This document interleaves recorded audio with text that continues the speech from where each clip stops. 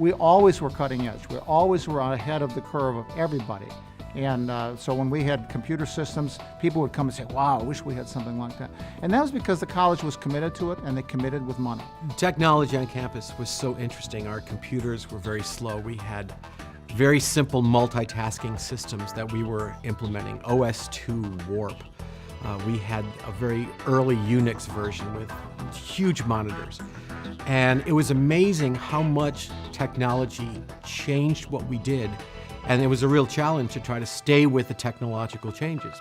But at the same time, those who learn the technology can see new vistas when they start looking at what technology can do. When I started here, CT was brand new. It could only do head scans because it was so slow. It couldn't really do the rest of the body because breathing would blur it out.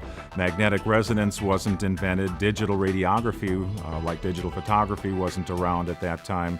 So technological changes have kind of spurred us to keep up with the technology and offer the new technologies.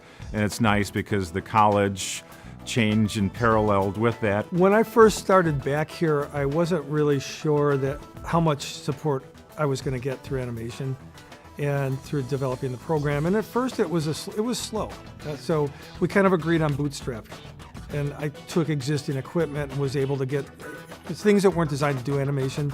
I figured out ways to do it for the first year. And then after that, we started getting some grant money to buy some really good equipment. And it still took a while before we could say, like, the bootstrap days are over, which I declared that about probably 3 or 4 years into it. It's like, okay, we're up and running now. I want to get some real equipment here. When the campuses were being built and adding buildings, it was more difficult actually to get a lot of this equipment. Once the campus is pretty well built, at least for now, then the resources could shift to adding equipment to fill the buildings up. So that's happened probably in the last 10 to 15 years.